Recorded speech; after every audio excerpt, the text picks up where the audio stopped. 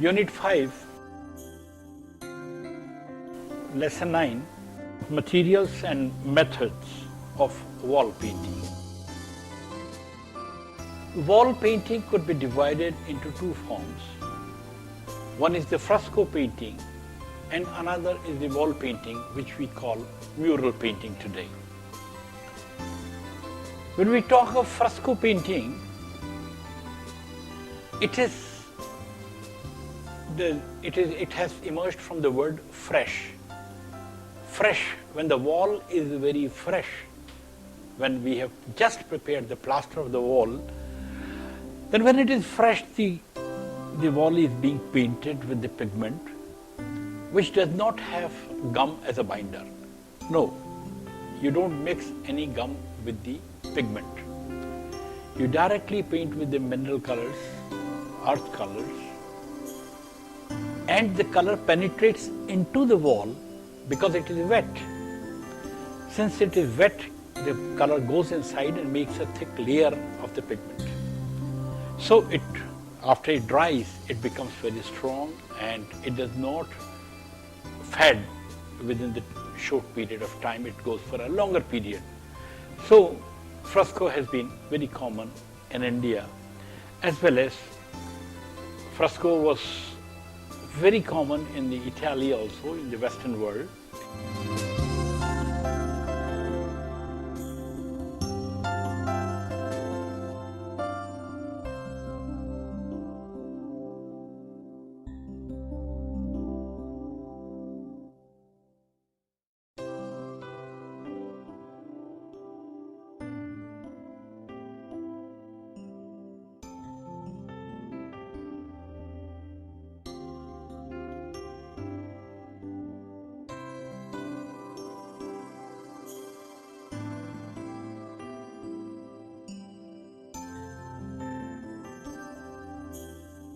Indian fresco painting.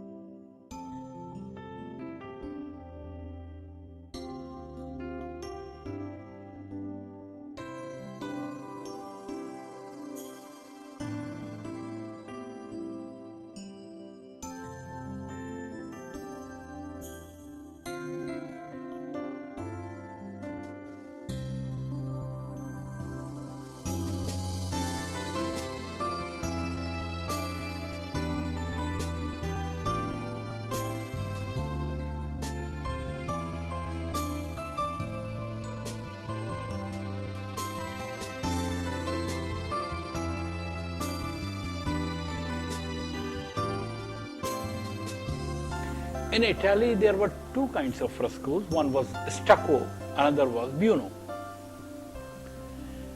The stucco process is quite similar to our Indian method of fresco painting, which is known as ala gila process. Ala gila is a Rajasthani word. Ala and gila, both words means when it is wet. So, ala gila process is just similar to the stucco of the Italian fresco painting. Now, how we do it? There is lime,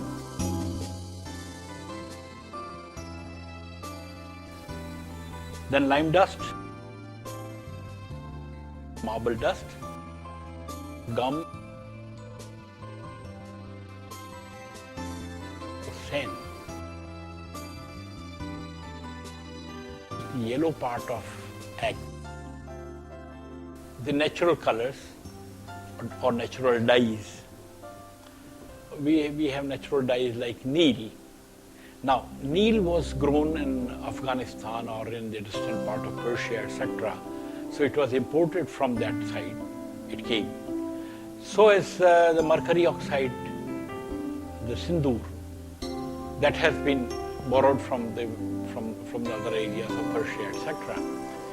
But in major, we have been using the burnt sienna color, which is red oxide.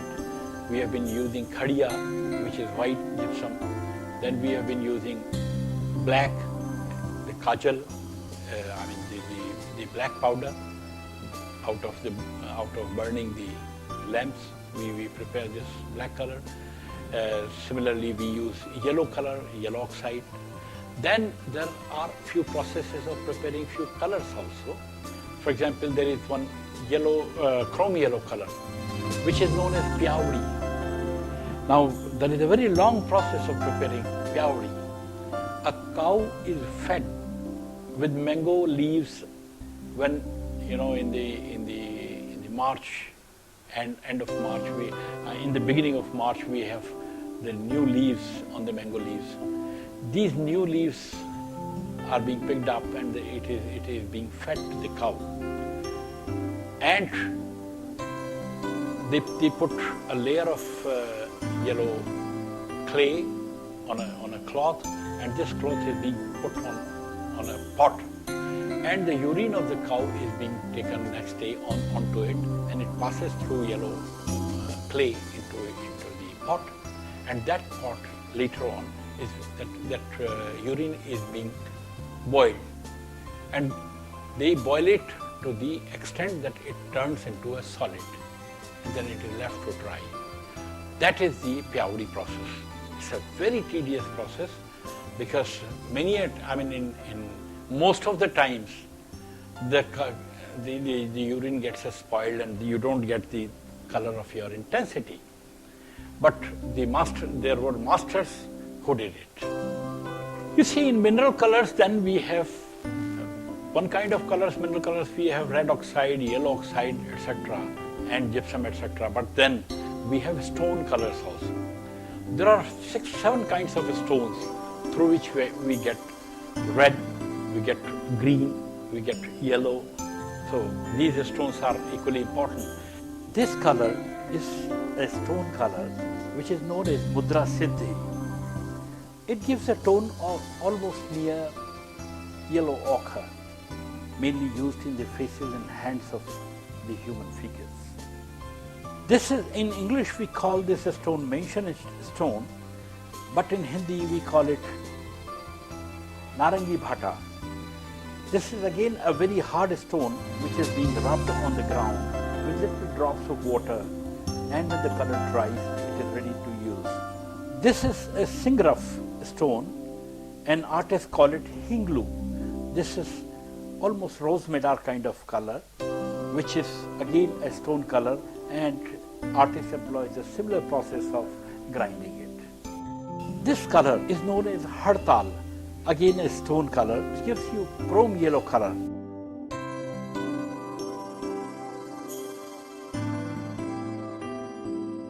This is gypsum, known as khadiya here, used for the white tone, but this is comparatively softer color.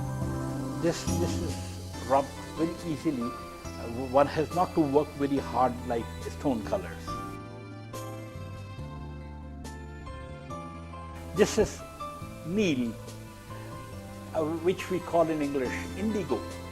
Indigo is being grown on the trees, or we have the plantation of indigo. During the Mughal times, it was brought from Persia and Afghanistan. Nowadays, it is quite much available even in the town because it is being used in medicines as well. This gives us very close to the Persian color, Persian blue. If your color is very strong in saturation, then you can mix this particular stone color. This is known as rasod.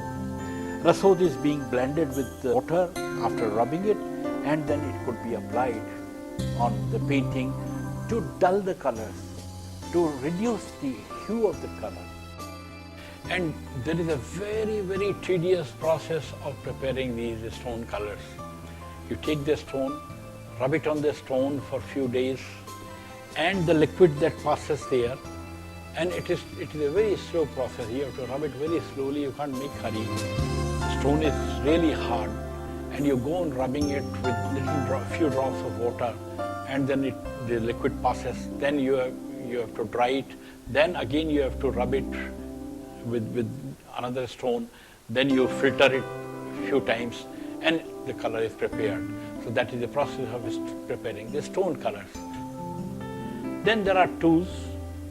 You have agate stone, which is known as hakiki stone, and the color pigments which we require. Sometimes we do use tracing paper also to trace our drawings, to transfer our drawings to the wall. Now how it is done? On a normal wall, we apply a plaster of lime into 1:3 proportion. 3 is the marble dust and 1 is the lime. But then lime is prepared. There is a process of preparing the lime. The lime is dipped into the water with little milk into it. The cow milk is used, and that too unboiled. The cow milk is added to the water, and it is being kept for 3 months, 4 months. So the lime becomes very smooth and silky. And this lime is being mixed with the marble dust, and first layer of marble dust is created. Marble dust and lime is plastered over the wall. Then we have pure lime. The pure lime, which has been dipped with the milk and with the water, that lime layer is being done there. You put a film of this lime, and then when we use a stone known as ghoti, G-H-O-T-I. Ghoti means to burnish. This is a very polished stone, and with this polished stone we just rub the entire wall with very delicately all over the wall. And after rubbing it, we transfer our drawing through a tracing paper on a drawing. If it is very big, then we put the nails into the drawings, and when we pass the nails, there are pinholes, and through these pinholes we just put in a cloth. We take the charcoal or the iron oxide powder, and we just push it on entire paper, and the drawing is this way transferred to the wall. After removing this tracing paper, we just use the brush and create the drawing and start filling the colors. But mind it, in a day, we prepare only that much of wall which we can finish from the time of filling the colors till the end, that we finish it after filling up all the colors, finishing the painting. Then we have to again rub it with the agate stone or with that marble stone which is highly polished. We have to again rub it, and at the end we have to apply a coconut oil onto it. After applying coconut oil to it, you cannot do any paint. You cannot put any pigment. This is the process of fresco painting practiced in Rajasthan from the Mughal period, known as Ala Gila.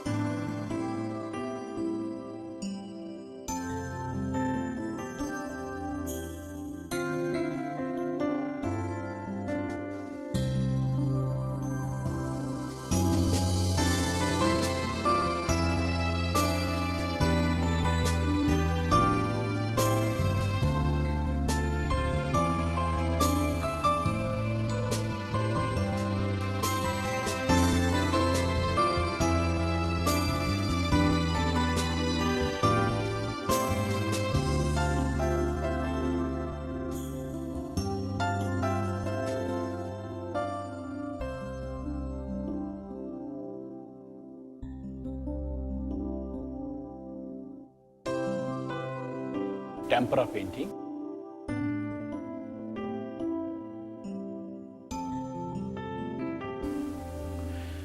Another process in wall painting is the mural kind of painting. We can also call it tempera painting, which has been also practiced in Rajasthan. Here in this process, we have the marble dust and the lime plaster is being done 1:3, same proportion, and it is a little bit rough kind of wall with lots of textures of sand. And over this, we paint with the colors, pigment colors mixed with the gum. So this is a kind of tempera painting which has been also practiced in Rajasthan.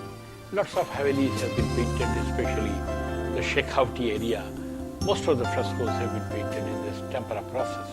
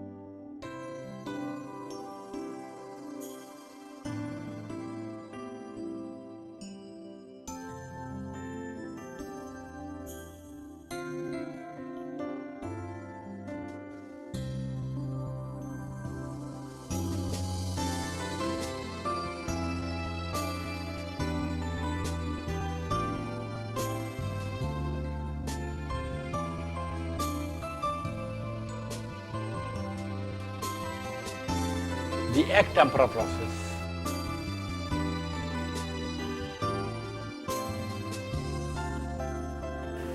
The third process, which was very common in Europe, was the egg tempera process. In egg tempera, instead of gum, you use the yellow part of egg. You mix it as a binder and you just paint on the wall, plastered wall. It also stays for much longer period in comparison to our tempera painting.